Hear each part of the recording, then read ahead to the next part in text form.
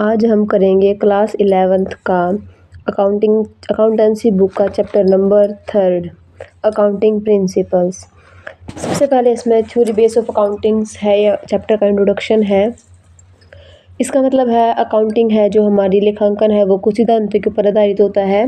Theory base of accounting consist of principles, concepts, convergence, rules and guidelines developed over a period of time to bring uniformity and consistency to the process of accounting in order to enhance its utility to various users of accounting information। इसका कहना है कि जो हमारे accounting के principles है, लेखांकन के जो सिद्धांत हैं, लेखांकन है वो हमारा कुछ सिद्धांतों पर, अवधारणाओं पर, कंसेप्ट्स पर, रूल्स पर, रेगुलेशंस पर, गाइडलाइंस, दिशा निर्देशों पर आधारित होता है।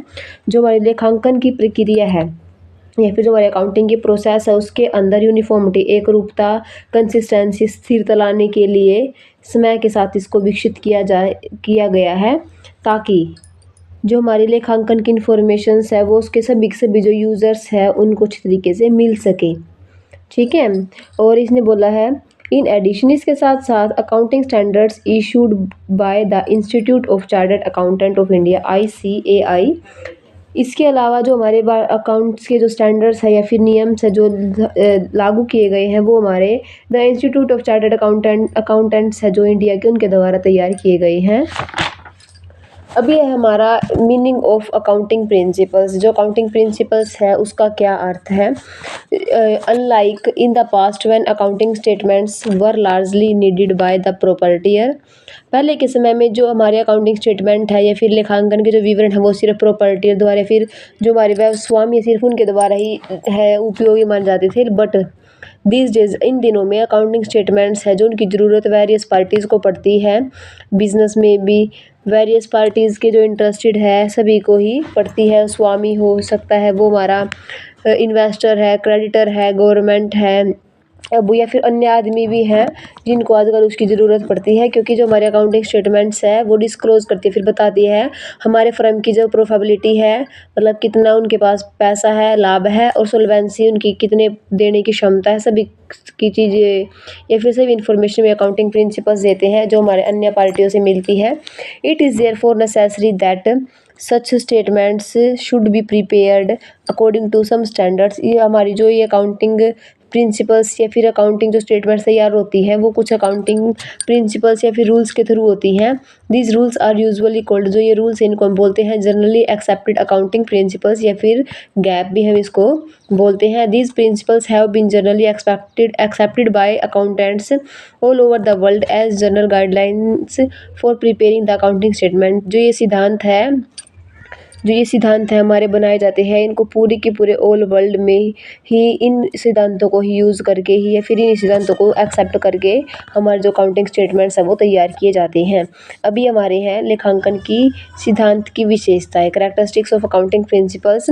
फर्स्ट है accounting principles are uniform set of rules. जो हमारे अकाउंटिंग प्रिंसिपल के सिद्धांत है वो एक समान, मतलब वो हमारे जो अकाउंटिंग प्रिंसिपल्स है वो नियमों का एक समूह होता है जो हमारे अकाउंटिंग प्रिंसिपल्स को या फिर अकाउंटिंग स्टेटमेंट्स को तैयार करते समय उनको फॉलो किया जाता है। Accounting principles are man made. जो हमारे लेखांकन के सिद्धांत है वो आदमियों द्वारा बनाए गए हैं, मतलब मानव द्वारा बनाए गए हैं, उनका कोई लेबोरेटरी में प्रयोग करके या फिर वो जैसे, और वो यूनिवर्सल भी नहीं होते। Accounting principles are flexible. जो हमारे अकाउंटिंग प्रिंसिपल्स हैं वो लचीले होते हैं, कठोर नहीं होते, और इनको अकॉर्डिंग टू कंडीशन हम चेंज कर सकते हैं। Accounting principles are generally accepted. जो हमारे अकाउंटिंग प्रिंसिपल्स है, लेखांकन के सिद्धांत है, उनको जनरली एक्सेप्टेड है, मतलब सभी समान रूप से इनको मान्य मान जाता है। इनके अंदर 3 चीज़ें मेन होनी चाहिए। रिलेवेंस का मतलब होता है प्रासंगिकता, मतलब जो ये हमारे रूल्स हैं, नियम हैं, इनके अंदर जो उपयोग करता है उसको पूरी की पूरी जानकारी मिल जाए। ऑब्जेक्टिव है इसका, और उसके अंदर है फिजिबिलिटी का मतलब व्यवहारिकता, ऐसे होनी चाहिए ताकि ये व्यवहार में हो सके, इनके लागत वगैरह भी ज़्यादा नहीं होनी चाहिए। Need of accounting principles. जो हमारे लेखांकन सिद्धांतों की ज़रूरत क्यों पड़ी थी। In order to make the accounting information meaningful to its internal and external users. हमारे जो इंटरनल और एक्सटर्नल यूज़र्स हमारे फर्म के, उनको भी इसका एक मीनिंगफुल रूप देने के लिए भी हमारे अकाउंटिंग प्रिंसिपल की ज़रूरत पड़ती है। और अगर हम हर साल सेम अकाउंटिंग प्रिंसिपल्स का यूज़ करते हैं तो इससे हम अपने फर्म की एक साल की अकाउंटिंग डाटा की दूसरे साल के अकाउंटिंग डाटा से आसानी से कंपेयर भी कर सकते हैं और वो सत्यता भी उसके अंदर नज़र आती है। ये हमारा कंपेयर करने का जो भी हमारा ज़रूरत है, या फिर हम कंपेयर सिर्फ तभी कर सकते हैं उसको जब हमारे अकाउंटिंग प्रिंसिपल्स हर साल सेम। अगर हमारे अकाउंटिंग प्रिंसिपल हर साल सेम नहीं है तो हम इसे कंपेयर भी नहीं कर पाएंगे। इसलिए अकाउंटिंग प्रिंसिपल्स की है जो ज़रूरत पड़ती है। हमारे जो अकाउंटिंग प्रिंसिपल्स हैं वो मुख्य रूप से दो प्रकार के होते हैं, अकाउंटिंग कॉन्सेप्ट्स और अजम्पशंस और अकाउंटिंग कन्वर्जन्स। अकाउंटिंग कॉन्सेप्ट्स और अजम्पशंस का मतलब है लेखांकन की कुछ अवधारणाएं, और जो अकाउंटिंग कन्वेंशन का मतलब है उसका मतलब है अकाउंटिंग की कुछ परिपाटियाँ, जो हमारी लेखा परिपाटियाँ फिर परंपराएं। जो हमारी अकाउंटिंग कॉन्सेप्ट्स और अजम्पशंस हम इसके बारे में पढ़ेंगे। In order to make the accounting language convey the same meaning to all people and to make it more meaningful, most of the accountants have agreed on a number of concepts which are usually formed for preparing the financial statements। जो हमारी accounting की language है या फिर जो हमारी लेखांकन की भाषा है उसको सभी लोगों को समान रूप से इन्फॉर्मेशन देने के लिए, फिर उसका समान रूप से अर्थ प्रदान करने के लिए जो बहुत सारे लेखाकार उन्होंने बहुत सारी अलग अलग अवधारणाएं तैयार की हैं। उन्हीं अवधारणाओं का यूज़ करके ही हम अपने जो फाइनेंशियल स्टेटमेंट है फिर वित्तीय विवरण वो तैयार करते हैं। ये जो अवधारणाएं हैं ये हमारे लेखांकन के प्रोसेस को एक बेस प्रोवाइड करती है, एक बेस प्रदान करती है। कोई भी जो फर्म है, कोई भी the concept provide a foundation of for accounting process. जो हमारी ये विवरण है ये हमारे इन्हीं को ही पूरा करके नहीं या फिर इन्हीं को यूज़ करके ही हमारी जो फर्म है वो अपनी अकाउंटिंग प्रोसेस या लेखांकन प्रक्रिया उसको बनाती है। नो इंटरप्राइज कोई भी उद्यम कैन प्रिपेयर इनके बिना कोई no enterprise can prepare its financial statements without considering these basic concepts और अजम्पशंस। कोई भी बिजनेस या फिर कोई भी इंटरप्राइज इन अवधारणाओं का यूज़ करे बिना अपने फाइनेंशियल जो स्टेटमेंट उनको तैयार नहीं कर सकता। जो हमारी अकाउंटिंग कॉन्सेप्ट्स है वो बहुत सारी हैं। एज पर accounting standard AS 1 issued by the Institute of Chartered Accountants of India, there are 3 fundamental हमारे अकाउंटिंग कॉन्सेप्ट्स हैं। फर्स्ट है going concern concept, consistency concept और एक्यूरेल कॉन्सेप्ट। इसके बाद अन्य भी हैं इसके कुछ, जैसे अदर हैं बिजनेस एंटिटी कॉन्सेप्ट है, money measurement concept, accounting period concept, cost concept और historical cost concept, dual aspect concept, revenue recognisation concept, matching concept और ऑब्जेक्टिव कॉन्सेप्ट। सबसे पहले हम ब्रीफली पढ़ते हैं गोइंग कंसर्न कॉन्सेप्ट का। इसका मतलब यह है, इसको अगर हम हिंदी में बोले तो ये चालू व्यवसाय के उदाहरण इसको कहा जाता है। चालू मतलब जो चलता रहेगा। तो कोई भी बिजनेसमैन जब कोई भी बिजनेस करता है तो वो यही सोच कर करता है कि उसका भी जो बिजनेस है वो लॉन्ग पीरियड के लिए चलेगा। In future the transactions are recorded in the books of the business on the assumption that it is a continuing enterprises. जब कोई भी लेन देन के बिजनेस के इस अवधारणा के अकॉर्डिंग जब कोई भी व्यक्ति अपनी पुस्तकों में अपने बिजनेस का कोई भी लेन देन लिखता है तो यही सोचकर लिखता है कि उसका जो बिजनेस है वो लगातार चलता रहेगा। इस अवधारणा के अकॉर्डिंग ही कोई भी अचल संपत्ति है उसकी मूल लागत पर ही उसको दर्ज किया जाता है बिजनेस में। ये हमारा गोइंग कंसर्न कॉन्सेप्ट है। या फिर जब हम कोई भी, जैसे फॉर इसने एग्जांपल दिया है, for example if a machinery is purchase, हम कोई भी मशीनरी परचेज करते हैं विच वुड लास्ट से फॉर द नेक्स्ट 10 ईयर्स। हम ये सोच के करते हैं कि इसके हम खुद भी मान लेते हैं कि कम से कम 10 साल तक चलेगी। Then the cost of machinery will be separate over the next years for calculating the net profit and loss account, profit and loss of each year. तो हम उस जो मशीनरी है उसकी लागत को अगले 10 वर्षों तक मतलब उसको बांट लेते हैं, 10 वर्षों में उसको फैला देते हैं और हर साल उसको प्रॉफिट एंड लॉस अकाउंट से उसके निकाल देते हैं, जिससे हमारा जो फर्म का जो कुल सही या फिर सही सी लाभ और हानि है वो निकल जाता है। उसके बाद हमारी अगली आती है कंसिस्टेंसी कॉन्सेप्ट। कंसिस्टेंसी का मतलब है संगति अवधारणा। संगति अवधारणा क्या, फिर ये जो कंसिस्टेंसी कॉन्सेप्ट है, ये कॉन्सेप्ट हमें ये बताता है जो हमारे अकाउंटिंग प्रिंसिपल्स और मेथड्स है वो should remain consistent from one year to another year. हमें इस अवधारणा के अंदर ये कहा जाता है कि हमें हर साल अपने जो लेखांकन के सिद्धांत हैं उनको समान रखना चाहिए। These should not be change, हमें इनको यूज़ नहीं करना चाहिए फॉर ईयर टू ईयर, प्रति वर्ष, in order to enable the management to compare the profit and loss account and the balance sheet of different periods and do important conclusion about the working of the enterprises। जब हम हर साल इनको change नहीं करेंगे, समान ही रखेंगे, तो हम क्या कर सकते हैं, इसे अपने बिजनेस की पिछले साल के अकाउंटिंग पीरियड का इस साल के अकाउंटिंग पीरियड पिछले साल का जो हमारा अकाउंटिंग डाटा है उसका इस साल के जो अकाउंटिंग्स है अकाउंट्स हैं उसको कंपेयर करके अपने खातों को, अपने फर्म की प्रोग्रेस का पता लगा सकते हैं कि क्या बढ़ रहा है और क्या घट रहा है। इससे हमारे कंक्लूजन भी निकल सकते हैं और अपने जो फर्म है या फिर इंटरप्राइज उसकी वर्किंग कंडीशन का भी पता लग जाता है हमें। उसके बाद हमारा है एक्यूरल कॉन्सेप्ट। एक्यूरल कॉन्सेप्ट का मतलब है कि एक्यूरल कॉन्सेप्ट है जो ये भी हमारा अकाउंटिंग के बहुत इंपॉर्टेंट है। इसके अंदर जो भी हम ट्रांजैक्शन को रिकॉर्ड करते हैं in accounting, accrual basis is use for recording of transactions. Accrual base पे हम अपनी जो बिजनेस की ट्रांजैक्शंस हैं इनको रिकॉर्ड करते हैं। It provides more appropriate information about the performance of business enterprise as compare to the cash basis. ये हमें अपने फर्म के बारे में, ये हमें हमारे फर्म के बारे में अच्छी इन्फॉर्मेशन देता है किसके कंपेयर में, कैश बेसिस के कंपेयर में, फिर नगदी के कंपेयर में। जो एक्यूरल बेस कॉन्सेप्ट है इसके अंदर हमारी जो बिजनेस है उसकी कैश की भी और उधार की भी दोनों प्रकार की जो ट्रांजैक्शन है उनको रिकॉर्ड किया जाता है। Accrual concept applied equally to revenue and expenses. ये दोनों पैसे ही अप्लाई होता है, चाहे वो हमारी आगम हो या फिर हमारा खर्चा हो। और जो एक्यूरल कंसेप्ट है इसके अंदर कोई भी लेन देन जिस टाइम पर कोई भी ट्रांजैक्शन होती है उसको उसी टाइम पे ही रिकॉर्ड किया जाता है। इसके अंदर ये नहीं देखा जाता कि जब उसके पैसे रिसीव होंगे तभी नहीं लिखा जाता, इसको तभी लिखा जाता है जब ये ट्रांजैक्शन होती है। ठीक है, जैसे राम है उसने माल खरीदा घर में, अगर जो हमारा कैश बेसिक है उसके अंदर तो क्या होता है कि जब कैश नहीं आया तो उस ट्रांजैक्शन को रिकॉर्ड नहीं किया जाएगा, जब कैश आएगा तभी लिखा जाएगा। लेकिन एक्यूरल बेस के अंदर हम उसकी एंट्री करते हैं, चाहे वो हमारे वो लेन देन है उसमें कुछ अभी प्राप्त हुआ हो या प्राप्त ना हुआ हो। उसके बाद हमारे अदर अकाउंटिंग कॉन्सेप्ट के अंदर है business entity concept. According to this concept, इस कॉन्सेप्ट के अकॉर्डिंग जो हमारा business is treated as a unit separate and distinct from its owner. जो हमारा बिजनेस है वो अलग होता है उसके ओनर से, क्रेडिटर से, मैनेजर से और या फिर अन्य कोई भी हो। इसके कहने का मतलब ये है एक फर्म को और फर्म के स्वामी को दोनों को अलग अलग माना जाता है। जब हम बिजनेस की बुक्स में भी उसकी एंट्री करते हैं या कोई भी ट्रांजैक्शंस लिखते हैं तो फर्म के पॉइंट ऑफ व्यू को अलग लगते हैं, तो हम उसमें कोई भी ट्रांजैक्शन करते हैं तो फर्म के पॉइंट ऑफ व्यू से करते हैं, ना कि फर्म के मालिक के पॉइंट ऑफ व्यू से। जो बिजनेस है और फर्म है वो बिल्कुल अलग मान जाते हैं। अगर कोई भी जो स्वामी है फर्म को और फर्म के स्वामी को दोनों को अलग अलग मान जाता है। यदि कोई स्वामी फर्म से कभी भी कोई पैसे निकालता है तो उसको अलग से लिखा जाता है, एज अ ड्राइंग लिखा जाता है और बाद में उस मालिक से उस पैसे पर इंटरेस्ट भी रिसीव किया जाता है जो फर्म है। इसलिए इसने बोला है ये कॉन्सेप्ट है बिजनेस एंटिटी कॉन्सेप्ट। इसके अंदर बिजनेस को और बिजनेस के स्वामी को दोनों को अलग अलग माना जाता है।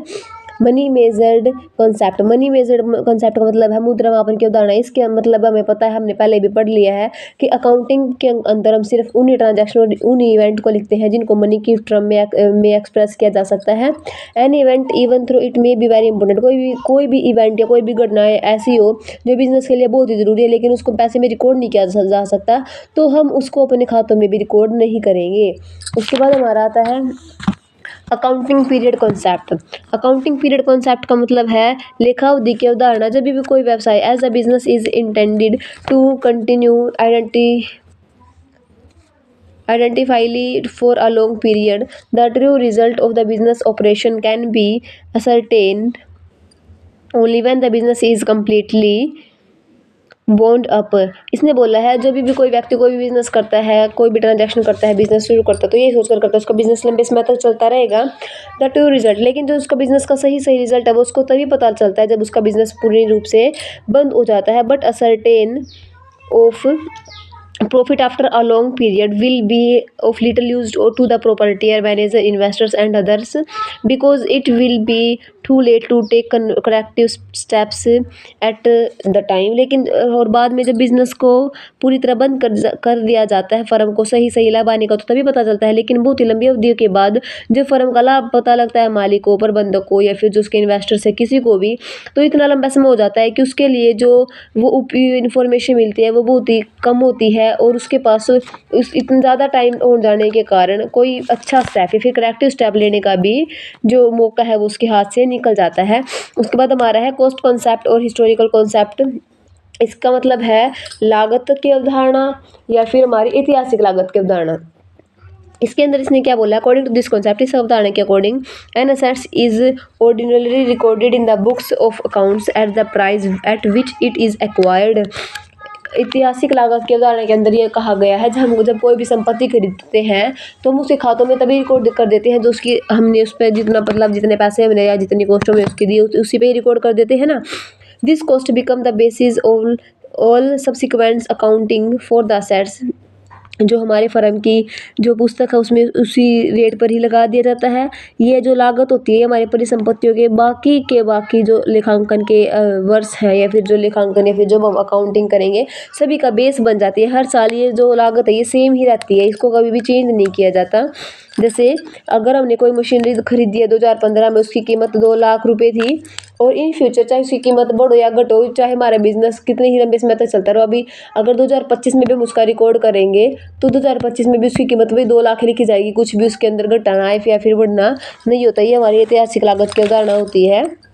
उसके बाद हमारा है ड्यूअल एक्सेप्ट कॉन्सेप्ट, मतलब दोहरा लेखा प्रणाली। इसकी अवधारणा इस अवधारणा के अंदर ये कहा जाता है जब भी बिजनेस में कोई ट्रांजैक्शन होती है is recorded as having a dual aspect, उसके अंदर दोहरा लेखा प्रणाली का यूज़ किया जाता है। इसका मतलब ये है every transaction affects at least 2 account. कोई भी ट्रांजैक्शन जब होती है वो कम से कम 2 खातों को प्रभावित करती है। वन अकाउंट इज डेबिटेड, अगर कोई एक खाता डेबिट हुआ तो दूसरा खाता है वो मस्ट बी क्रेडिट, वो लगभग क्रेडिट ही होगा। The system of recording transactions based on this principle is called double entry system। उसके बाद हमारा आता है रिवेन्यू रिकॉग्नाइजेशन कॉन्सेप्ट या फिर रिवेन्यू रियलाइजेशन कॉन्सेप्ट।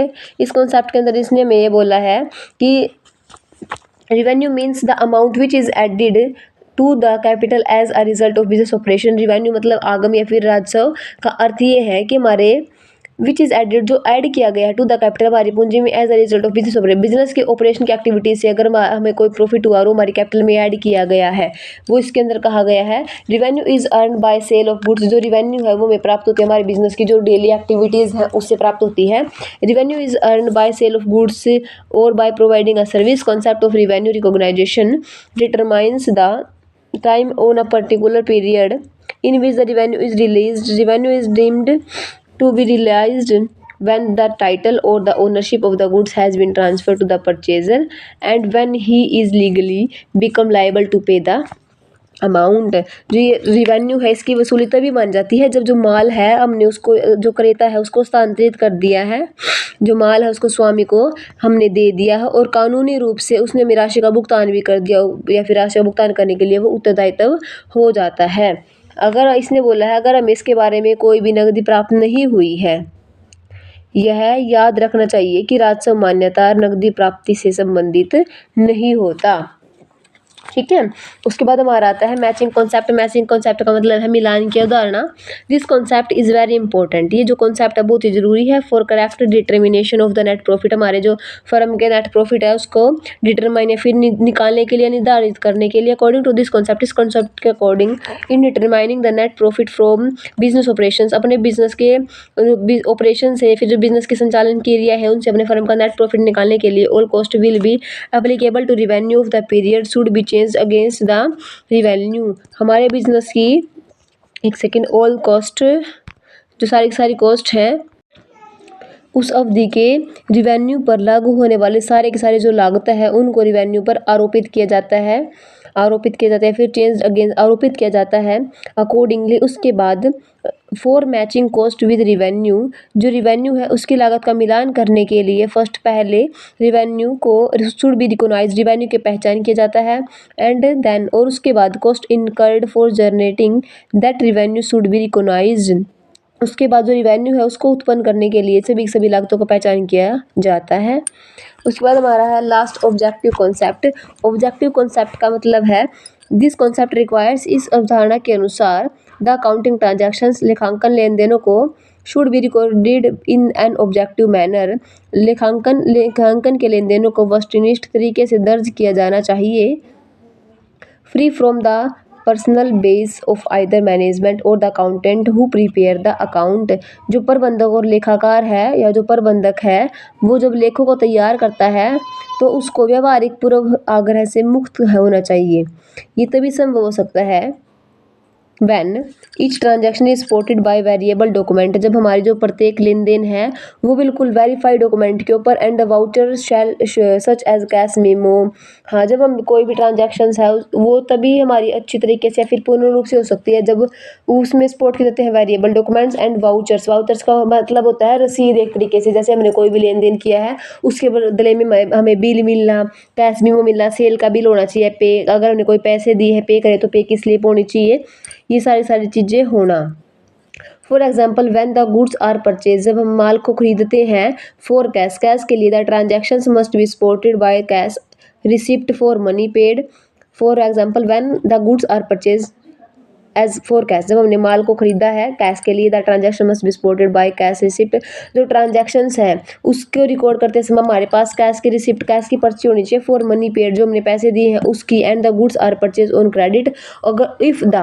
अगर हमने जो माल है वो उधार में खरीदा है तो transactions would support copy of invoice, हमारे पास इनवॉइस या फिर डिलीवरी का जो चालान है वो होना चाहिए। ये हमारा ये वाला कॉन्सेप्ट है, ऑब्जेक्टिव कॉन्सेप्ट, वो ये हमारी यही चीज़ हमें बताता है। उसके बाद हमारा है अकाउंटिंग कन्वेंशंस। अकाउंटिंग कन्वेंशन का मतलब है लेखांकन की परंपराएं। जो एन अकाउंटिंग कन्वेंशन में be defined as a custom, जो हमारी लेखांकन की परंपराएं हैं वो में परंपरा जब हमें ऐसे डिफाइन की जाती है जैसे हमारी कुछ परंपराएं होती हैं, और generally accepted practice when is adopted either by general agreement or common consensus among accountants। जो हमारी लेखांकन की परंपराएं हैं वो हमारी नॉर्मल सी प्रथाएं होती हैं जो एक्सेप्ट की जाती है जिसे लेखाकारों के बीच सामान्य सहमति से या फिर आम सहमति से अपनाया जाता है। जो हमारी अकाउंटिंग कन्वर्जन्स होती है ये जरूरी नहीं होती अकाउंटिंग कॉन्सेप्ट की तरह, ठीक है। अकाउंटिंग कॉन्सेप्ट है वो ज़्यादा ज़रूरी होते हैं।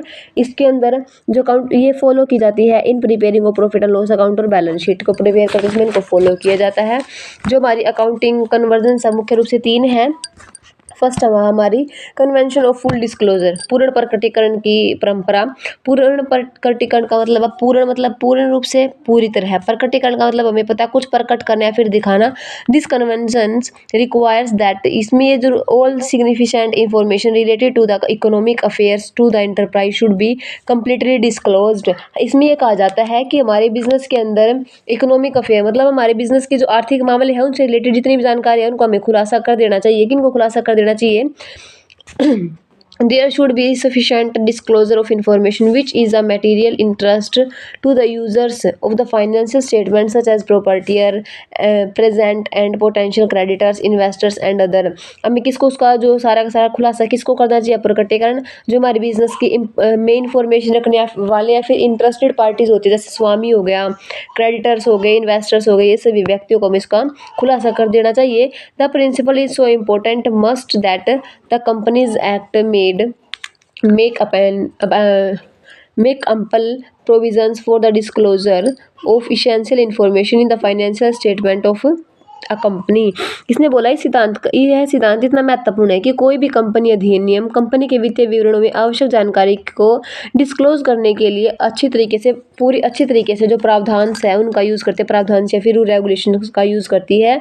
उसके बाद हमारा है कन्वेंशन ऑफ मेटरलिटी। कन्वेंशन ऑफ मेटरलिटी का मतलब है भौतिकता की जो परंपरा है वो इसके अंदर आती है। ये जो है कन्वेंशन ऑफ मेटरनिटी ये बिल्कुल अपोजिट है हमारी कन्वेंशन ऑफ फुल डिस्क्लोजर के अंदर, क्योंकि इसके अंदर ये कहा गया है कि मेरा अपनी जो फर्म के अंदर उपयोग करता है उनको जो बातें हम बताते हैं ना वो हमें पूर्ण रूप से नहीं बतानी चाहिए, जो महत्वहीन है या फिर जो एक्स्ट्रा बातें हैं उनको छोड़ देना चाहिए, इनको बतानी चाहिए। This conversion is an action to the convention of full disclosure. जो ये है बिल्कुल उल्टी है किसकी है? फुल डिस्क्लोजर की।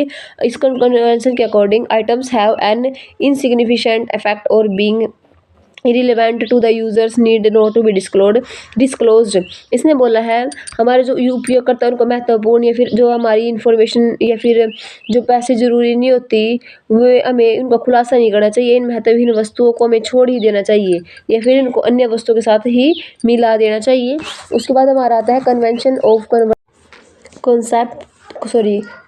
ऑफ कंजर्विजम्स। इसके अंदर ये कहा गया है कि according to this convention all anticipated losses should be recorded in the books of accounting। हमें आने इन फ्यूचर में अगर कुछ ऐसा लगता है कि हमें लॉस हो सकता है तो हमें उसके बारे में पहले से ही अपनी बुक्स में रिकॉर्ड कर देना चाहिए। But all unrealised gains should be ignored. लेकिन जो और हाँ इसके साथ साथ जो इन फ्यूचर में होने वाले प्रॉफिट है उनको हमें लिखने से छोड़ देना चाहिए।